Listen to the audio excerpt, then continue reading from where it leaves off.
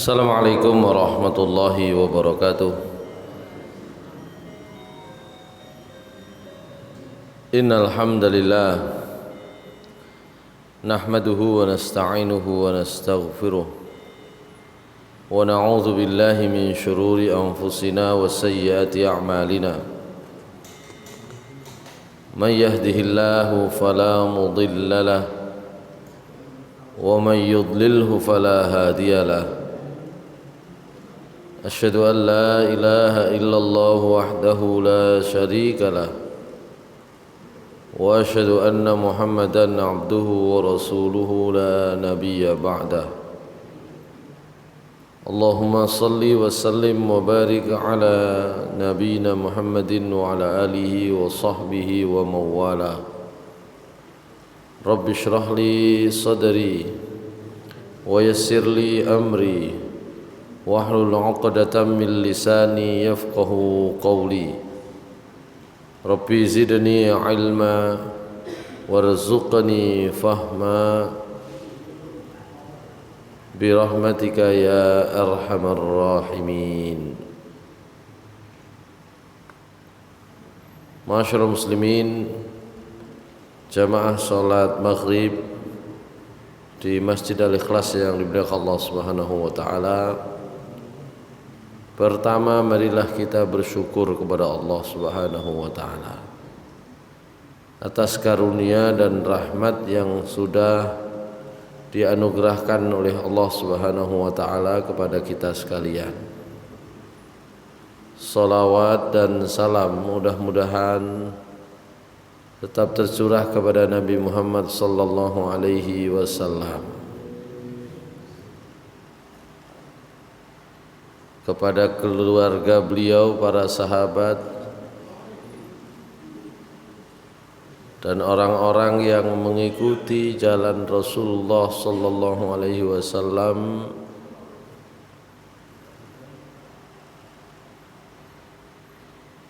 hingga hari akhir nanti.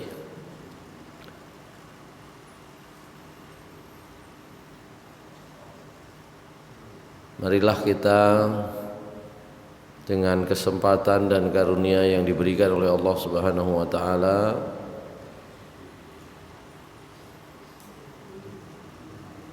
menambah iman dan takwa kita kepada Allah Subhanahu wa taala. Salah satunya dengan banyak mengingat Allah, baik itu melalui salat kita dan melalui taklim, pengajian, pembelajaran, kajian kita secara rutin. Ma'asyiral muslimin rahimakumullah, kita ada di bab salat Jumat di bagian-bagian akhir. Ada dua pembahasan terakhir tentang sholat Jumat, dan kemudian kita masuk di bab terakhir, di bab sholat sebelum kita pindah ke bab zakat, yaitu tentang sholat Idul Fitri dan sholat Idul Adha. Pembahasan terakhir terkait dengan bab sholat Jumat itu adalah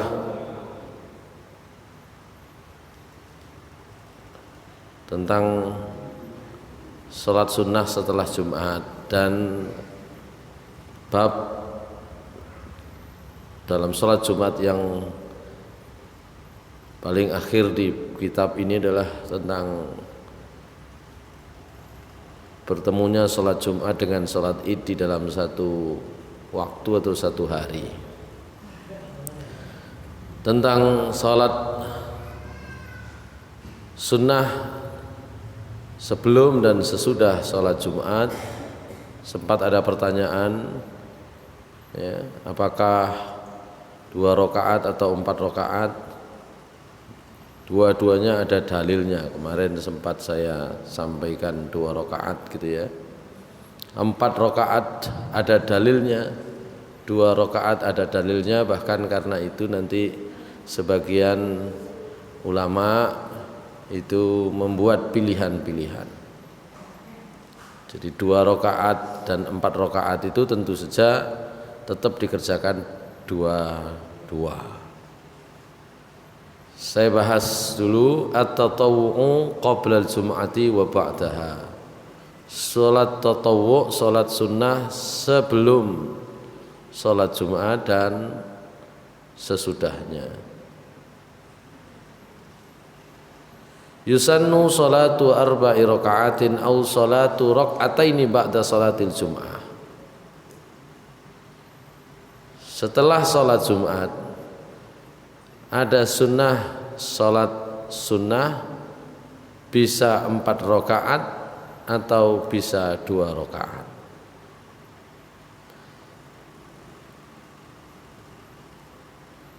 Dalil yang pertama dari Abu Hurairah radhiyallahu an, Nabi sallallahu alaihi wasallam bersabda, "Man kana musalliyan ba'dal jum'ati falyusalli arba'an." Siapa yang ingin sholat sunnah setelah Jumat, hendaklah dia sholat 4 rakaat. Hadis riwayat Muslim, Abu Dawud dan Tirmidzi. Ini kan hadis berupa sabda Nabi. Biasanya kita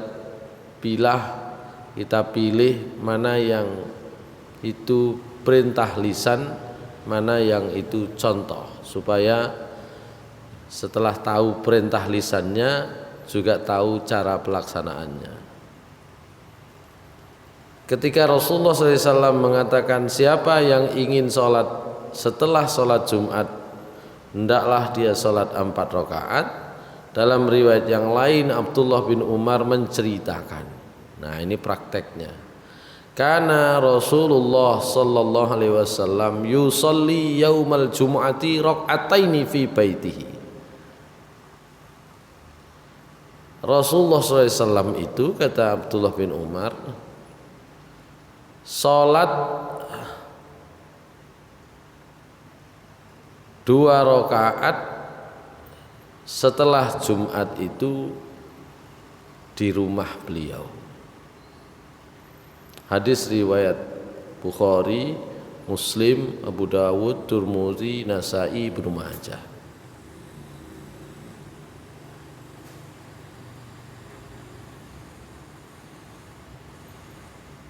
Karena itu maka misalnya Ibnu Qayyim, jadi ada 2, perintahnya 4 tapi prakteknya 2. Ibnu Qayyim membuat kesimpulan, wa kana idza shallal jum'ah, wa kana sallallahu alaihi wasallam idza shallal jum'ah dakhala manzilahu fa shalla rak'ataini wa amara man shallaha ayyusalli ba'daha ayyusalliya ba'daha arba'an.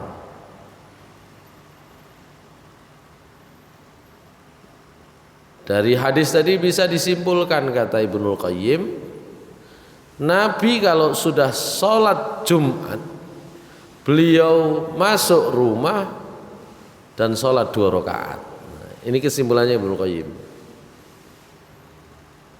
Padahal beliau memerintahkan orang yang sudah sholat Jumat itu sholat sunnahnya 4 rakaat, beliau 2 rakaat di rumah.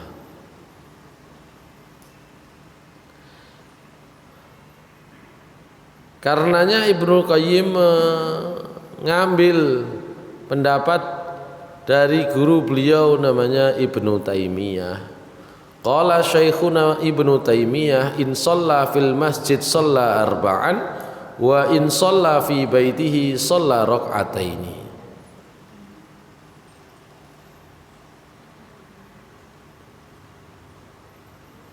Ibnu Taimiyah pendapatnya akhirnya begini, kalau orang mau sholat sunnah setelah sholat Jumat di masjid ya 4. Tapi kalau di rumah 2. Nah, gitu. Ini kesimpulan. Ya.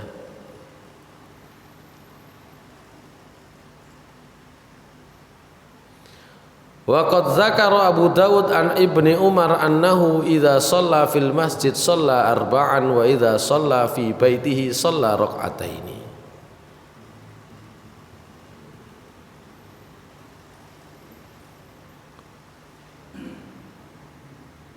Dalam riwayat Abu Dawud disimpulkan juga ada riwayat bahwa Ibnu Umar apabila sholat di masjid, sholat sunnahnya beliau sholat 4 rakaat, kalau di rumah 2 rakaat.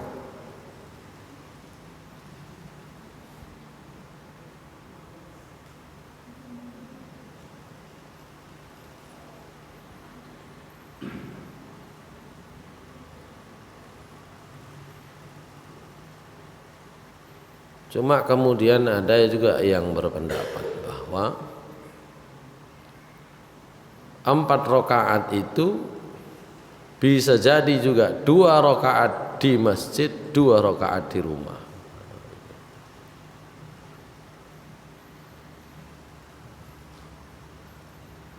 Sebagian berpendapat bahwa 4 rakaat kalau di masjid dan 2 rakaat kalau di rumah. Sebagian berpendapat praktek Nabi itu menunjukkan Nabi 2 rakaat di masjid, 2 rakaat di rumah. Nah, begitu ya.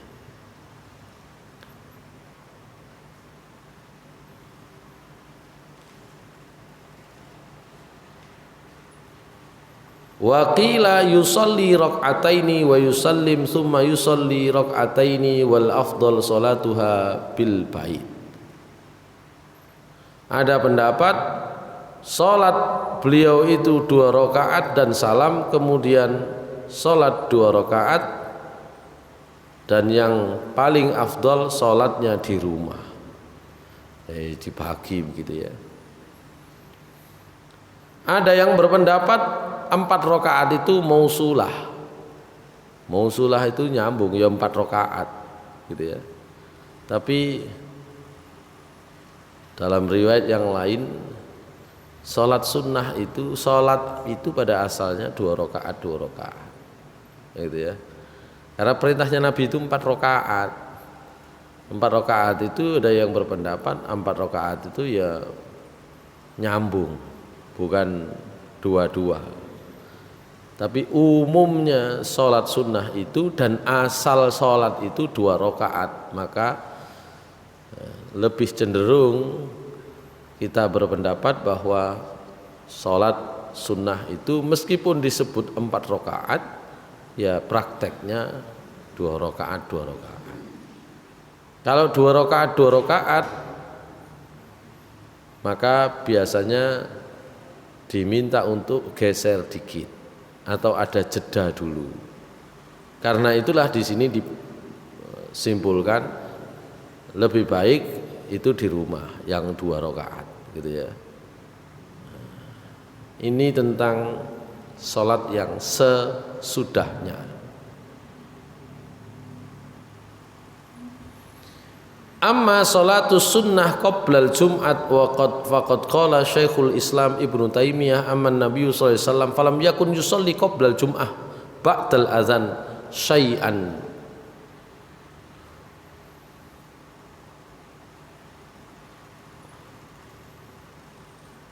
Ibnu Taimiyah berpendapat Nabi SAW tidak pernah sholat sunnah sebelum Jumat kalau itu setelah azan, ya kan? Itu pendapat Ibnu Taimiyah. Ya setelah azan memang tidak ada. Tapi kan nanti dalam riwayat yang lain, kalau orang belum sholat sunnah, belum sholat tahiyatul masjid, ya meskipun itu terlambat, meskipun imam naik mimbar, tetap diperintahkan sholat sunnah dulu 2 rakaat. Nah di sini rupanya tidak dibahas tentang itu ya.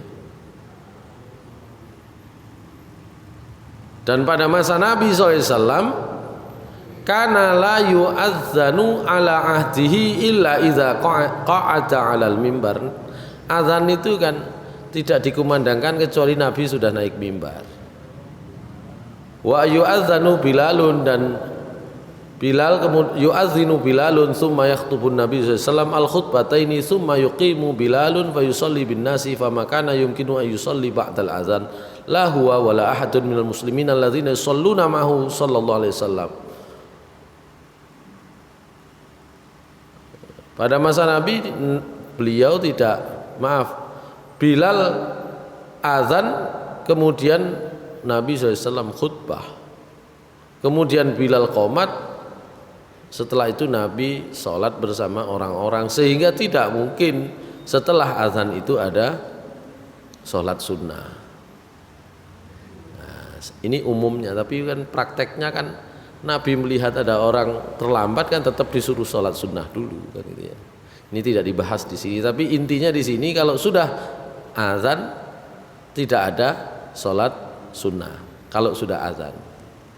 Nah persoalannya kan yang dibahas di sini itu, iya nek azan itu pisan. Lah sekarang azannya 2 kali masalahnya. Ya, di Mekah 2 kali, gitu ya. Karena yang satu nunggu jamaah datang, ya kan? Maka masih bisa. Yang dimaksud tidak ada sholat setelah azan itu adalah ketika setelah azan itu khotib sesungguhnya langsung khutbah, ya kan gitu. Kalau dalam waktu nunggu yang lama itu boleh, itu bedanya dulu dengan sekarang. Karena itu tadi ada khutbah, ada azan lain saat ini yang kemudian diselenggarakan ya untuk persiapan.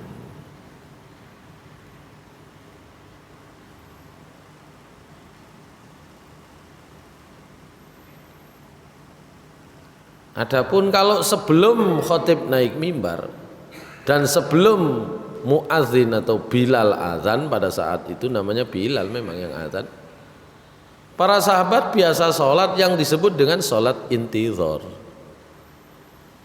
Kanu idza ataul masjid yaumal jum'ati yusalluna min hinin yadkhuluna ma tayassar.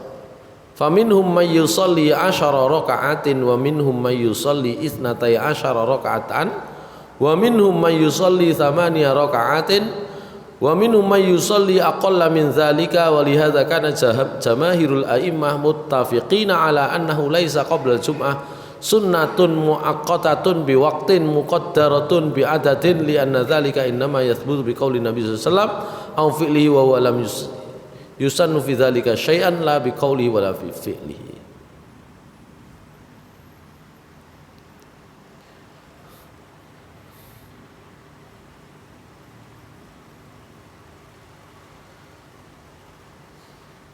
Sebelum sholat Jumat, kalau itu sebelum azan, sebelum khotib naik mimbar, itu tidak ada sunnah khusus. Ya, waktunya juga tidak ada waktu khusus. Kalau Nabi kan jadi khotib, Nabi itu annahu shalla fi baitihi qoblal khuruj yaumal jum'ah. Biasanya sholatnya di rumah, sholat sunnahnya sebelum Jumat itu kalau Nabi. Masalahnya kan Nabi kan kalau sudah keluar kan langsung naik, gitu kan, naik mimbar. Hampir bisa dipastikan baik sholat apapun itu, Jumat atau bukan Jumat, sholat sunnahnya Nabi kalau sebelum Jumat itu hampir itu di rumah. Ya, intizar niku istilah kita, bukan istilahnya Nabi. Kalau Nabi sholat sunnah sebelum Jumatnya di rumah. Dan Nabi untuk keluar naik mimbar itu kan nunggu yang lain datang dulu.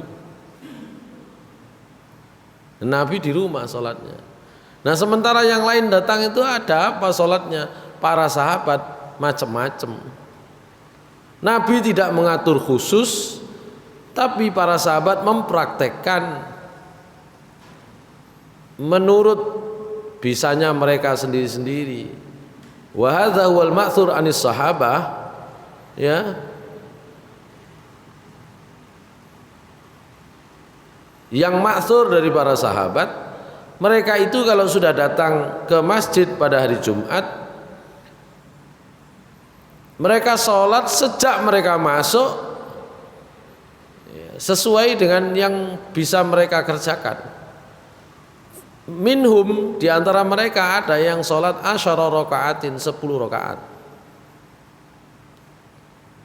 Wa minhum may yusalli isnatai asyara rakaatan, ada yang 12 rakaat. Wa minhum may yusalli thamaniya rakaatin, ada yang sholat 8 rakaat. Wa minhum may yusalli aqalla min dzalika, sebagian mereka ada yang salat kurang mungkin dari 8 rakaat itu. Oleh karena itu jumhur ulama bersepakat bahwa sebelum salat Jumat tidak ada salat sunnah khusus di waktu khusus, ya pokoknya sak longgari. Nah, begitu. Itu yang kemudian oleh orang sekarang disebutkan dengan salat intizor tadi itu, sak longgari. Hanya saja kalau kita kan itu tadi datangnya sekarang itu kan pas azan. Pak Samiono wis azan ae kurung teko. Masalahnya kan begitu. Sementara kalau para sahabat karena memang perintahnya itu supaya segera untuk memenuhi panggilan sholat Jumat, itu sudah pagi-pagi sudah datang. Makanya kalau di Mekah malah agak ekstrim, 3 jam sebelumnya. Kalau di Madinah nggak terlalu lama nunggunya. Ya, kalau di Mekah 3 jam. Itu kalau pas musim haji 3 jam, jam 9 sudah datang. Namanya mau berapa rakaat keturutan kan gitu. Jam 10 maksimal jam 10 katanya. Kalau enggak jam 10 ya enggak dapat kendaraan kan gitu kalau di sana. Kalau pas musim haji. Nah itu kalau sholat sunnah sebelum Jumat. Tidak ada waktu khusus, tapi juga tidak diatur harus berapa rakaat.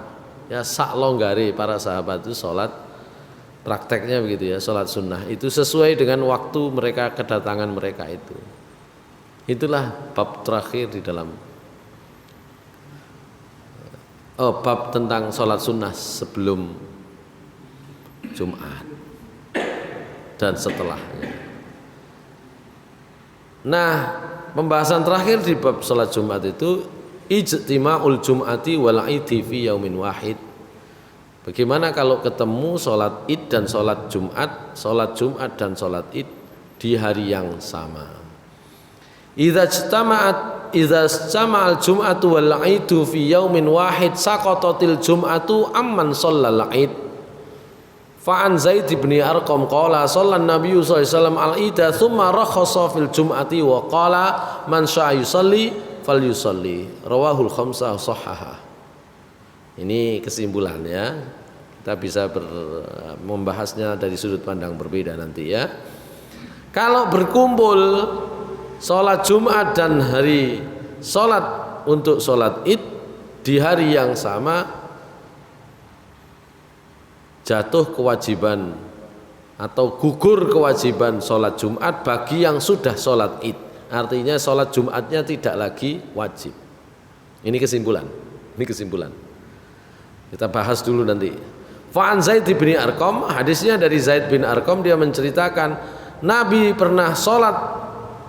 SAW pernah sholat id, kemudian memberi rukhsah tentang sholat Jumat dengan mengatakan siapa yang mau sholat Jumat silahkan, dan siapa yang mau sholat Jumat silahkan, fal yusolli, silahkan sholat.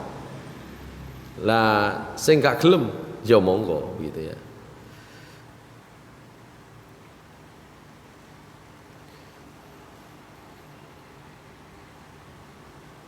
ini harus dilihat situasinya.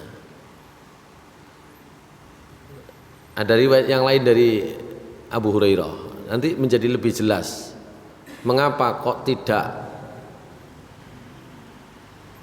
perlu sholat Jumat lagi, atau mengapa kok sholat Jumatnya jadi gugur kewajibannya. Nanti kita bahas. Dari Abu Hurairah, an Abi Hurairah annahu sallallahu alaihi wasallam qala, dari Abu Hurairah radhiyallahu an bahwasanya Nabi sallallahu alaihi wasallam pernah bersabda, ini lebih lengkap. Qad ijtama'a fi yaumikum hadza idani faman syaa'a ajza'ahu minal jum'ah wa inna mujammi'un. Ya. Ini hari sudah kumpul 2 hari raya, sholat Id dan hari raya Jumat. Ya. Maka siapa yang mau silahkan sholat Jumat, silahkan tidak. Tapi kata Nabi, wa inna mujammi'un, kami tetap akan Jumatan. Jadi Nabi tetap Jumatan. Sing liyane kok diberi pilihan, yang mau sholat Jumat silahkan, yang enggak ya silahkan. Nah pada masa Nabi SAW,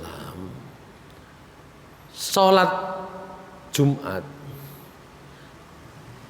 termasuk sholat Id itu merupakan momen ibadah yang dihadiri oleh para sahabat, utamanya yang laki-laki, bahkan dari wilayah yang jauh.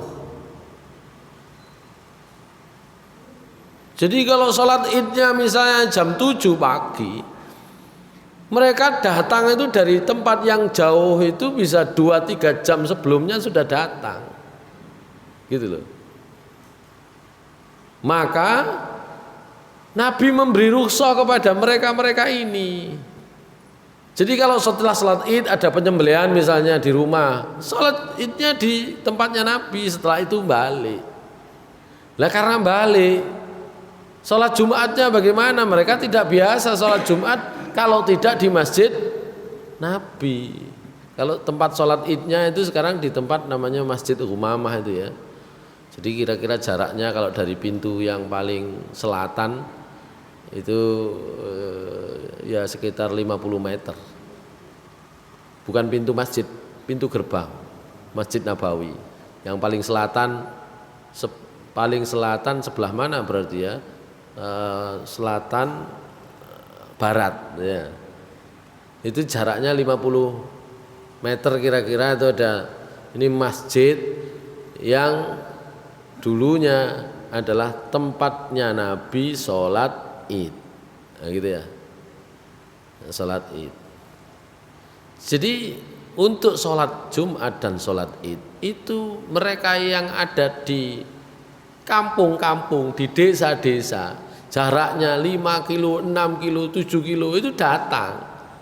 Maka ketika mereka sudah sholat Id, diperbolehkan, wis silahkan, yang mau sholat Jumat silahkan, yang tidak juga silahkan. Tapi kata Nabi, inna mujammi'un, kami tetap sholat Jumat. Siapa? Yang tinggalnya di Madinah, begitu. Yang tinggalnya di situ tetap sholat Jumat, begitu. Oleh karena itu, kalau pada zaman sekarang meskipun itu rukhsah, bagi takmir tetap laksanakan. Iya nek sing komanan sholat Id, misalnya yang mudik, ya kan, di perjalanan, ya, sholat Idnya nggak kebagian, tapi waktu Jumatnya kebagian, ya biar dia bisa melaksanakan sholat Jumat, begitu. Itu bagi yang tadi itu rumahnya jauh dari daerah, mau sholat Jumat, mau sholat Id, ya, mau kembali nggak mungkin balik lagi Jumatan, Oleh karena itu silahkan, sudah nggak apa-apa, udah ketemu 2 sholat id, mau Jumatan nunggu berarti silahkan, mau pulang juga silahkan. Tapi inna mujamiun, kami tetap Jumatan. Oleh karena itu kesimpulannya di sini yustahabbu lil imam ayyuqimal jum'ah. Ya, imamnya tetap disunahkan untuk mendirikan sholat Jumat, liyashhadaha man sya'a syuhudaha, supaya bisa dihadiri orang yang ingin sholat Jumat. Wa man lam yashhadal id, dan supaya bisa dihadiri bagi orang yang belum bisa mengikuti sholat id. Liqaulihi sallallahu alaihi wasallam wa inna mujammi'un. Ini didasarkan pada pernyataan beliau, kami tetap melaksanakan sholat Jumat. Baik, itu tentang sholat Jumat kalau ketemu dengan sholat id. Kita sering kan dengar rukhsah wis sunnah, mau diselenggarakan boleh, nggak diselenggarakan boleh. Maksudnya ya, yang diberi pilihan rukhsah keringanan untuk tidak sholat Jumat itu yang sudah sholat id kemudian ada aktivitas lain silahkan. Tapi nek sing penyelenggaranya ya tetap ya gitu. Ya untuk menampung yang mau sholat Jumat lagi, atau mau datang lagi untuk sholat Jumat, atau yang belum sholat id, begitu. Nabi tetap sholat Jumat. Nah, itu tentang bertemunya sholat Jumat dan sholat id. Nah, karena itu pembahasan berikutnya langsung di bab terakhir, sholatul idaini, sholat id, baik Idul Adha maupun Idul Fitri. Syuriat sholatul idaini fis sanatil ula minal hijrah. Sholat id itu disunnahkan, disyariatkan pada tahun pertama hijrah. Wahya sunnatun muakkadatun wa dhaban Nabi sallallahu alaihi wasallam 'alaiha wa amara rijal wan nisa ay yakhruju laha wa laha abhathun nujisuha fi ma yali.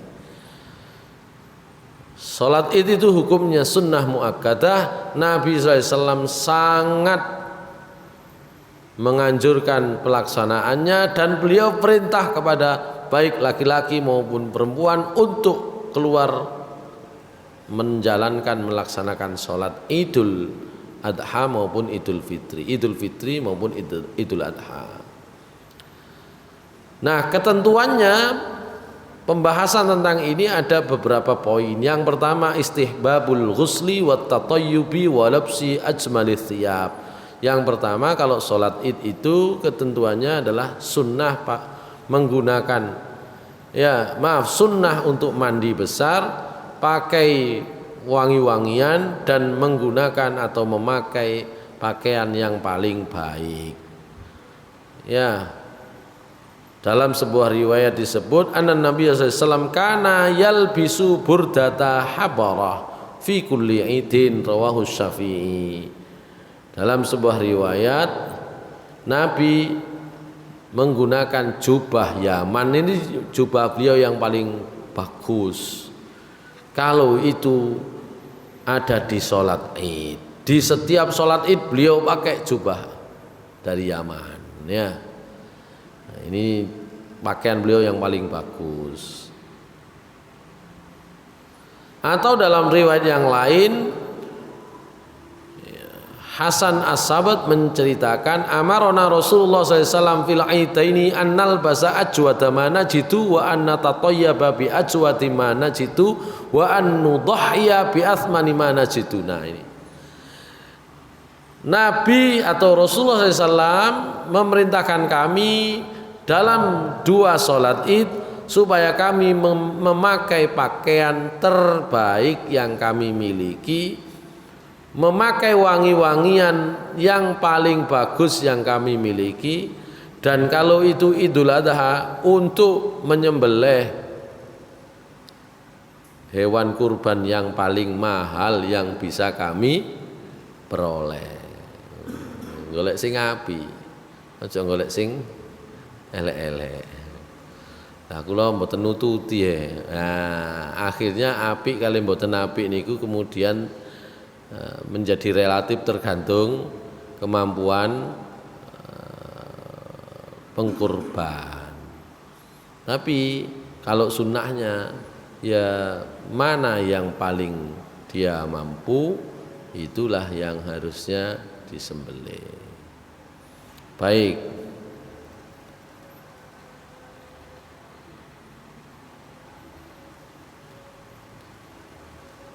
Itu yang pertama, sunnah sholat mandi, kemudian wangi-wangian dan menggunakan pakaian terbaik. Yang kedua, ini biasa kita bahas sudah. Al-aklu qoblal khuruji fil fitri dunal adha. Sunnah untuk makan sebelum sholat idul fitri, tapi untuk menahan tidak makan kalau sholat idul adha. Yusannu aklu tamaratin witron qoblal khuruj ila sholat fi idul fitri. Disunahkan makan beberapa butir kurma dalam hitungan ganjil sebelum keluar sholat idul fitri. Wa ta'khiru dzalika fi idul adha, tapi menunda memakan beberapa butir kurma tersebut ya kalau itu di sholat idul adha hatta yarji'a minal musalla, hingga pulang dari tempat sholat. Fayaqul min udhiyatihi, silahkan makan dari sembelihan. Ingka nalahu udhiyah, kalau memang menyembelih. Ya.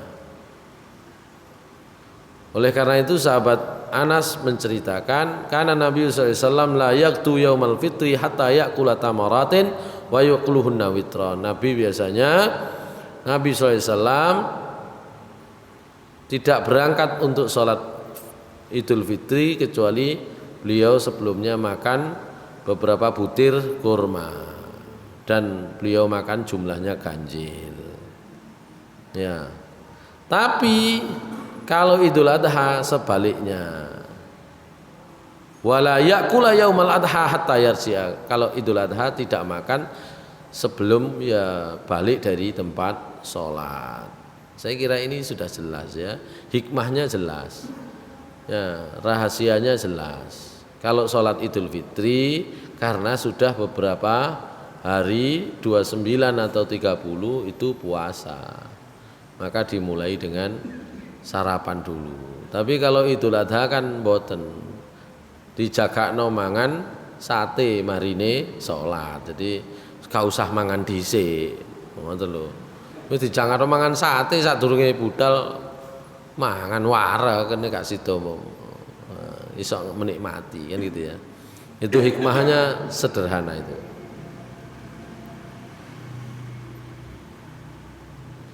Al-khuruj ilal musalla. Salatul Id yajuzu an tu'adda fil masjid. Salat Id boleh saja diselenggarakan di masjid.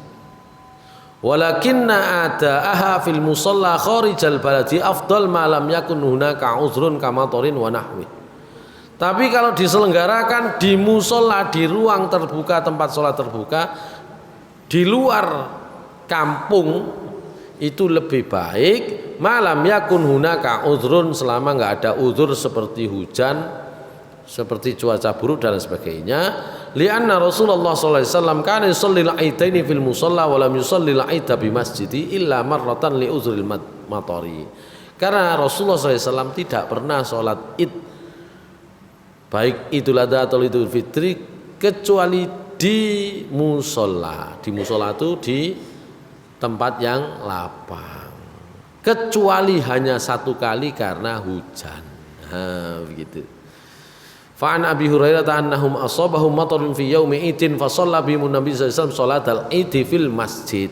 Ini pernah salat id di masjid. Ya. Karena hujan, kata Abu Hurairah dalam hadis yang diriwayatkan oleh Abu Dawud, Ibnu Majah, Hakim, bahwasanya mereka pernah kena hujan pada hari salat id, maka Nabi SAW salat id bersama mereka di masjid. Boleh saja. Nah niki perlu disampaikan ya karena Saya masih ingat, ya, wong belajar niku kan ya bertahap. Kadang ilmunya itu juga masih bertahap, bukan tidak boleh sama sekali. Abah Samiono mungkin yang senior di sini dulu pernah tahu ya.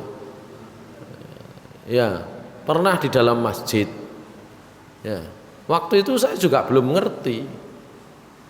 Mari khotibe munggah niku kan, saya kan menyampaikan protes. Mesti ini tetap nang jopo kan begitu ya. Masih ingat ya? Ada yang masih ingat nggak? Kalau yang baru di sana bukan di sini, nggak pernah di sini. Di masjid sini. Dereng enten jamaah duki ploso dereng enten waktu itu. Dereng enten. Saya itu masih di pondok. Saya masih di pondok waktu itu. Dan ketika belajar di pondok, hadis yang dibaca Nabi itu kalau sholat id di lapangan atau di tanah lapang. Ya. Waktu itu sudah disiapkan di luar masjid. Hujan, arah hujan geser ke dalam. Sakjane wis bener. Cuma karena saya baca itu waktu itu belum jangkep bacanya. Ya, setelah pelaksanaan sholat saya menyampaikan, mesti ini tetap mengudan titik gitu kan. Padahal Nabi juga pernah sholat di dalam ketika hujan gitu. Karena itu sholat apakah di dalam masjid atau di luar masjid sebenarnya boleh. Hikmahnya kalau di luar, jamaah-jamaah yang putri yang diperintah oleh Nabi untuk keluar semua, baik yang sholat maupun gak sholat, hikmahnya gak perlu golek enggon untuk duduk di mana saja boleh.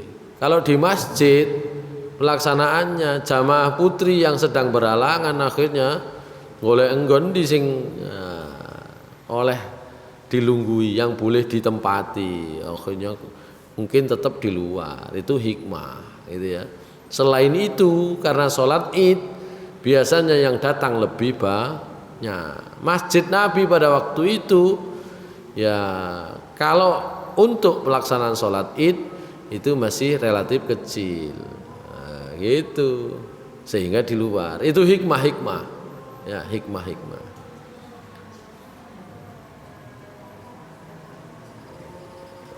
Baiklah, sampai di sini dulu. Nanti masih ada beberapa poin lagi tentang sholat id ini, jalan berangkat, jalan pulang, apakah ada sholat sunnah sebelum dan sesudahnya, dan beberapa pembahasan lagi. Tapi waktunya saya kira nanti di kesempatan yang akan datang, karena setelah ini saya harus ke tempat lain. Baik, saya kira cukup hari ini. Akhir pembahasan di sholat Jumat dan sedikit pembahasan sholat id kita sudah bahas. Mudah-mudahan apa yang kita baca, kita kaji pada sore atau petang hari ini menambah pengetahuan kita, wawasan kita, dan menjadi dasar kita di dalam beribadah lebih baik, beribadah kepada Allah Subhanahu wa taala lebih baik. Aqulu qouli hadza wa astaghfirullah li wa lakum innahu ghafurur rahim. Assalamualaikum warahmatullahi wabarakatuh.